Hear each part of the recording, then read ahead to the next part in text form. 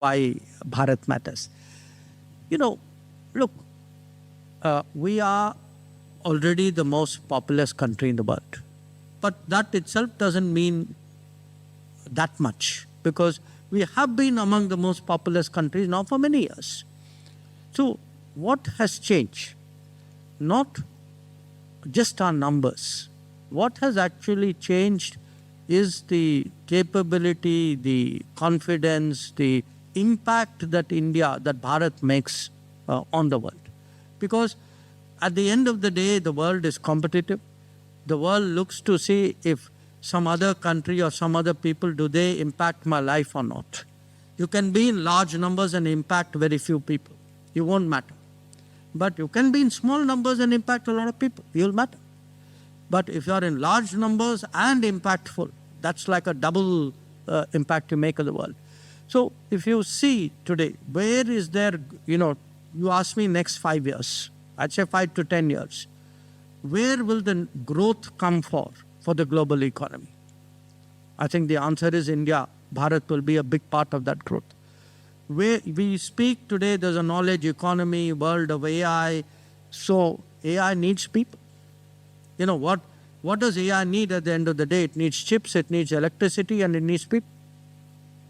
And you will then apply the combination of all of that to different products and different services.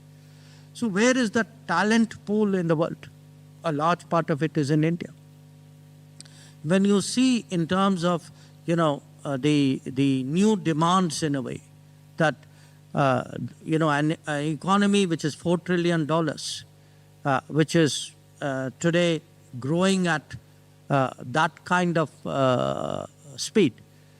Again, look at it from the world's point of view, that why, we see today almost every week, we see, there's a foreign delegation, there's a foreign leader, there's a foreign business delegation. Why is that? Again, because they see that in many, many areas there is that demand. But there is also the part which we will impact the world, that whatever you might say, we are a civilization. We bring to bear, in a way, when you speak about our practices, we bring to bear all the attributes of 5,000 years of people living together. When we do things in the world, we don't do it in haste. We think about the consequences. We try to consider the attitude and interests of everybody else involved in that issue. So there is a unique quality about us, which I think people are beginning to see.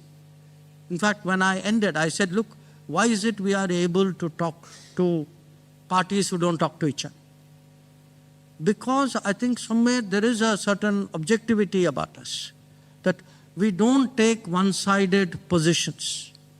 We try to consider, even in our own lives, there is a certain, because we are in a way so pluralistic, we are multi-faith, we are multi-language, we don't take one dimension alone. I think this makes us very different, and I would argue that it gives us a particular sort of positioning in a world, which is why Bharat matters.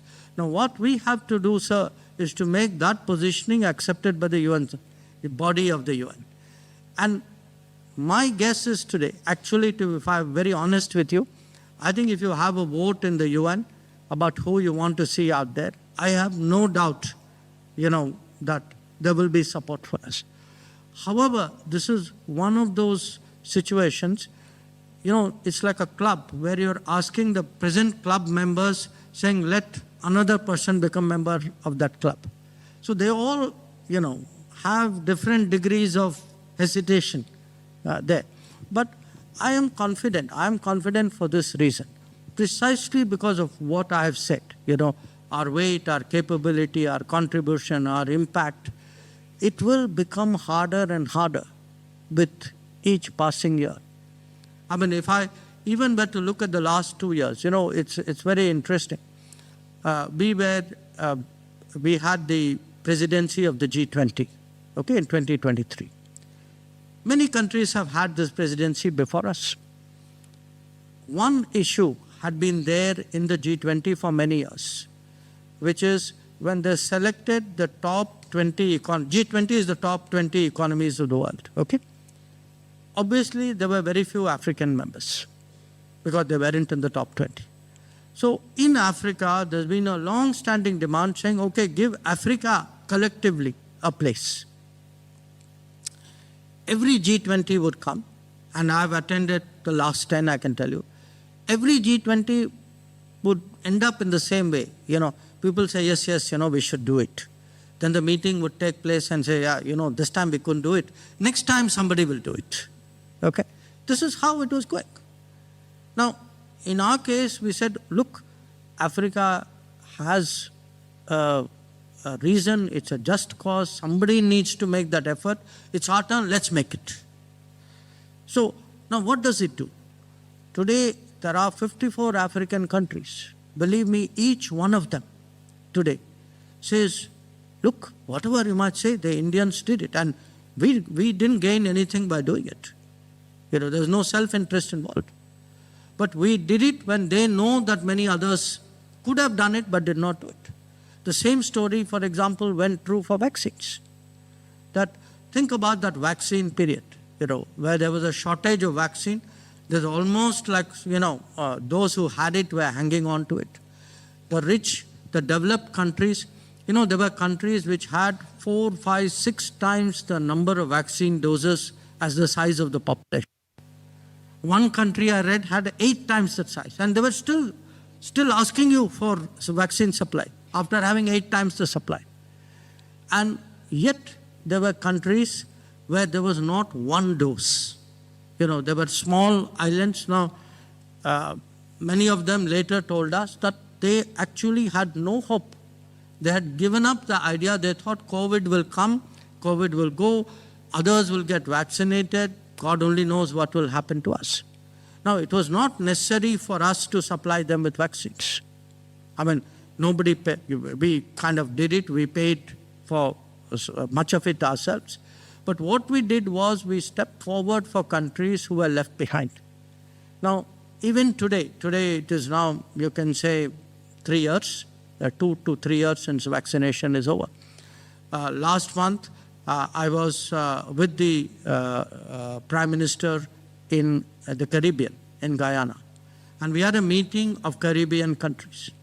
Even today they talk about it. In fact, one after another, they stood up and said, look, Prime Minister Modi, we never had a chance to meet you in person after that. So the first thing we want to do is at least say thank you. Now, when you say, why Bharat matters, these are all reasons why Bharat matters. Africa says, okay, here's a country which is willing to speak up for us. A lot of the small island states say, okay, here's somebody willing to do COVID for us. So we have that sense today that, even if our own direct interests are not involved, we are still willing to step forward. And I think that is why our UN Security Council seat will gain more and more support. And I honestly believe that it cannot be stopped forever. At some stage, we will definitely create a situation where our membership would be inevitable. There were some practical issues that you raised. Travel problems. I would say, there are a set of different issues here. One part of it is the airlines themselves. You are connected with the industry, you know better than me. Today in India, the airlines are privatized. So it's in many ways a decision which they have to make. But certainly, we will encourage them to look at the Gulf generally, but especially those countries in the Gulf where the services, the flights, the capacity is less, and even that is actually today not being fully serviced. So I will, certainly, speak to them, and I'll also speak to my cabinet colleague, Ram Mohan Naidu ji, who deals with it. On the issue of, the temple, your cultural activities, etc. Look, again, my urging to you would be, this is a society where there is a lot of goodwill for us, lot of respect for us. I've heard people say very, very warm things about the community. I think you are in a position to find a way of getting the authorities to understand and appreciate these requirements as legitimate. Certainly, as a partner government, from our side, we will be supportive of your aspirations. But it is important that they hear it primarily from the community. Because at the end of the day, they must feel that this is a decision which is something between the government here and the community here. We are your well-wishers, obviously, and we are the government's well-wishers as well. So from our side, whatever we can do, we would. But I do think that the primary urging should come from the community.